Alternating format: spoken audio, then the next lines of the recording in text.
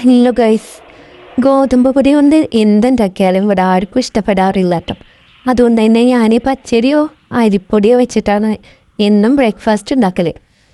ഇന്ന് നോക്കുമ്പോൾ അരിപ്പൊടി കഴിഞ്ഞിരിക്കണം കേട്ടോ. പിന്നെ അരി വെള്ളത്തിലിടാനും മറന്നു. അപ്പം ഇന്ന് ഗോതമ്പ് പൊടി വെച്ചിട്ട് തന്നെ ഉണ്ടാക്കാമെന്ന് വിചാരിച്ചു. പിന്നെ നോക്കുമ്പോൾ ഒരു തുള്ളി ഉപ്പില്ല. അപ്പോൾ ഫുള്ള് വറ്റിച്ചിട്ടുണ്ട്. പിന്നെ അത് അടിച്ചിട്ടും തുടച്ചിട്ടൊക്കെ എടുത്ത് എനിക്കിട്ട് കൊടുത്തു കേട്ടോ. 2 കപ്പ് ഗോതമ്പ് പൊടി ഇട്ടിട്ടുണ്ട്. പിന്നെ കുറച്ച് ഓയിലും ഒഴിച്ചിട്ട് ഉള്ള ഉപ്പ് ഇട്ടിട്ട് നന്നായിട്ട് മിക്സ് ചെയ്തെടുക്കുകയാണ് കേട്ടോ. ഞാൻ ഭൂരിയാണ് കേട്ടോ ഉണ്ടാക്കുന്നത്. പൂരിയും ചപ്പാത്തിയൊക്കെ ഉണ്ടാക്കാൻ എളുപ്പമാണ് എനിക്ക്. പക്ഷെ ഇവിടെ ആർക്കും ഇഷ്ടമല്ലാത്തത് കൊണ്ട് ഞാൻ നമുക്ക് തിരിയാറില്ല കേട്ടോ.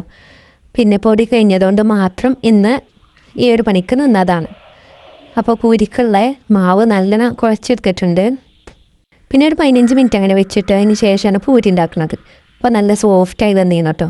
ഇനി ഉരുളകളാക്കിയെടുക്കുക, പരത്തിയെടുക്കുക, ചുട്ടെടുക്കുക, ഇതൊക്കെ തന്നെ പരിപാടി. വെറും 8 ഞാൻ ഉണ്ടാക്കുന്നത് കേട്ടോ.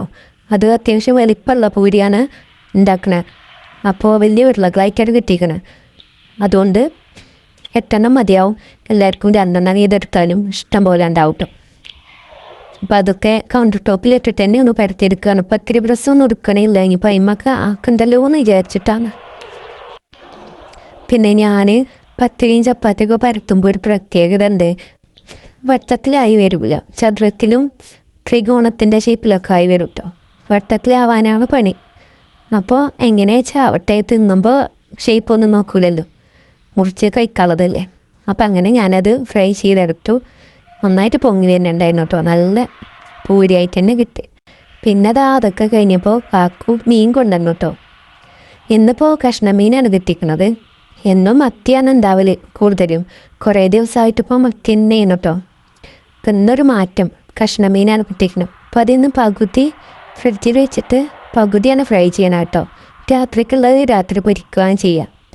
അപ്പോൾ ടേസ്റ്റ് ഉണ്ടാവുള്ളൂ. ഉച്ചക്ക് തന്നെ പൊരിച്ചാൽ കണ്ടാന്ന് പറയും. വെള്ള ചൂതാനാണ് കിട്ടിക്കുന്നത് കേട്ടോ. നല്ല ടേസ്റ്റ് ഉണ്ടാവും കേട്ടോ. ഇത് കറുപ്പില്ലാത്തതുകൊണ്ട് അങ്ങനെ മീൻ നല്ലോണം കഴുകി വൃത്തിയാക്കി എടുക്കുന്നുണ്ട്. നല്ല കഷ്ണങ്ങൾ മാത്രമാണെന്ന് എടുത്തിക്കണം കേട്ടോ. പിന്നെ രാത്രിക്ക് തലയും മറ്റത് മറിച്ചതൊക്കെ ഉണ്ടാവും. ഉച്ചക്കാണ് നേരങ്ങത്തിൽ വേണ്ടത്. അപ്പോൾ അങ്ങനെയൊക്കെയാണ് കേട്ടോ ചെയ്യണത്. പിന്നെ കുറച്ച് ചോളം വാങ്ങിയിരുന്നു കേട്ടോ ഇതിൽ പോയപ്പോൾ. അപ്പോൾ ചോളം ഒന്ന് പിഴിഞ്ഞെടുക്കുന്നുണ്ട്. അത് അടുപ്പ് ഏതായാലും അവിടെ കത്തണുണ്ടെന്ന്, പിന്നെ അതും പൊഴിഞ്ഞ് വെക്കാമെന്ന് വിചാരിച്ചിട്ടാണ്. പിന്നെ എന്തായാലും വൈകുന്നേരത്തെ ചായക്ക് കടിയാണ്. ഇപ്പോൾ വൈകുന്നേരം ഇനി ഉണ്ടാക്കാൻ നിൽക്കണ്ടല്ലോ, ഇപ്പോൾ തന്നെ ഉണ്ടാക്കി വെച്ചാൽ ആ പണിയാണ് കഴിയും. അതങ്ങനെ നുറുക്കിയിട്ട് കുറച്ച് നേരം വെള്ളത്തിലിട്ട് വെച്ചു കേട്ടോ. പിന്നെ ഉപ്പില്ലായിട്ട് എടുത്ത് വീട്ടിൽ പോയിട്ട് ഒരു ഗ്ലാസ് ഉപ്പ് മേടിച്ചോണ്ട് തന്നു. അപ്പോൾ മീനക്കും ഒക്കെ വേണ്ട, എല്ലാവർക്കും വേണമല്ലോ. പിന്നെ അവിടെ പീടിക്ക് പോകാനും ആരും ഉണ്ടായിരുന്നില്ല. അതുകൊണ്ട് അടുത്ത വീട്ടിൽ നിന്ന് കടം വാങ്ങി. ഇനിയിപ്പോൾ ഉള്ളിയും ഇഞ്ചി വെളുത്തുള്ളിയും ജീരകവും ചതച്ചെടുക്കുക കേട്ടോ മീനിക്ക്. എന്നിട്ട് അതിട്ടെടുത്തിട്ടുണ്ടെങ്കിൽ മസാല പുരട്ടിയെടുക്കുകയാണ്. ഇവിടെ എല്ലാവർക്കും മീൻ പൊരിക്കണതാണ് കേട്ടോ ഇഷ്ടം. വറ്റിക്കണതൊന്നും ഇഷ്ടമില്ല. അതുകൊണ്ടാണ് എപ്പോഴും പൊരിക്കുന്ന മീൻ കേട്ടോ. മുളകും മഞ്ഞളും ഉപ്പും ഈ അരച്ച മസാലയാണ് കേട്ടോ അതിലേക്ക് ചേർക്കുന്നത്.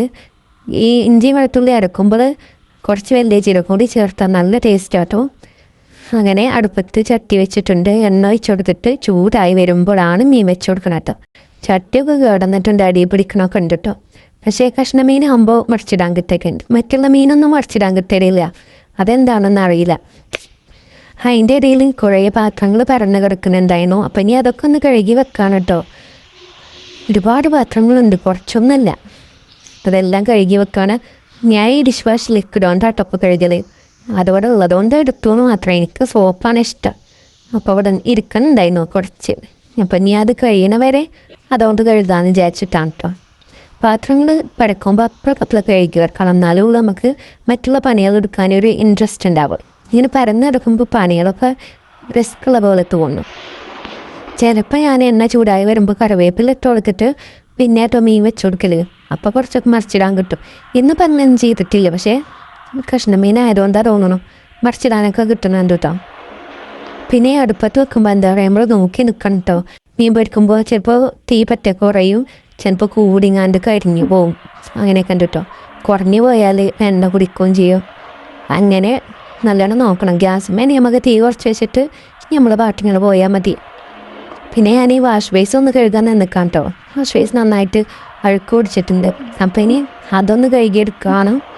അത് ഇടയ്ക്കിടയ്ക്കൊന്ന് കഴുകി കൊടുത്താൽ വല്ലാതെ അഴുക്കാവൂല. പക്ഷെ ഞാനങ്ങനെ എപ്പോഴൊന്നും കഴുകാറില്ല കേട്ടോ. നല്ലോണം കഴുകാനാകുമ്പോൾ മാത്രമേ കഴുകലുള്ളൂ. പിന്നെ ഇതിൻ്റെ ചുമരുമുള്ള ടൈൽസ് ജസ്റ്റ് ഒന്ന് തുടച്ചെടുക്കുക കേട്ടോ ചെയ്യണത്. അത് കഴുകണമൊന്നുമില്ല, ആവുമ്പോൾ വല്ലാതെ ചെളിയൊന്നുമില്ല.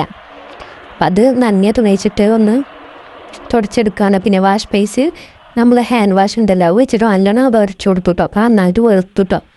പിന്നെ തുണി വെച്ചിട്ടൊന്ന് തുടച്ചെടുക്കുകയും ചെയ്തു. അപ്പോൾ അങ്ങനെ കേട്ടോ. ഇതാണ് കേട്ടോ നമ്മുടെ വാഷ് ബേസ്. നല്ല പുത്തനായി കിട്ടിയിട്ടുണ്ട് കഴുകി വൃത്തിയാക്കിയപ്പോൾ. ഇനി മീൻ എന്താ ചട്ടി മാറ്റി വെച്ചിട്ട് പിന്നെ നമ്മൾ ഇതുണ്ടാക്കാം കേട്ടോ. ഉള്ളി തൂമിക്കാണ് ഉപ്പേരിക്കല്ല. അതിൻ്റെ ഇടയിൽ നമ്മുടെ ചോളം ഉണ്ടല്ലോ അത് കുക്കറിലിട്ടിട്ട് ഉപ്പൊക്കെ ഇട്ട് വെള്ളം ഒഴിച്ച് റെഡിയാക്കി വെക്കണുണ്ട്. ഉള്ളി അവിടുന്ന് മാങ്ങി വെക്കുമ്പോൾ കുക്കറാതെ അടുപ്പത്ത് വെക്കാൻ വേണ്ടിയിട്ടാണ് കേട്ടോ.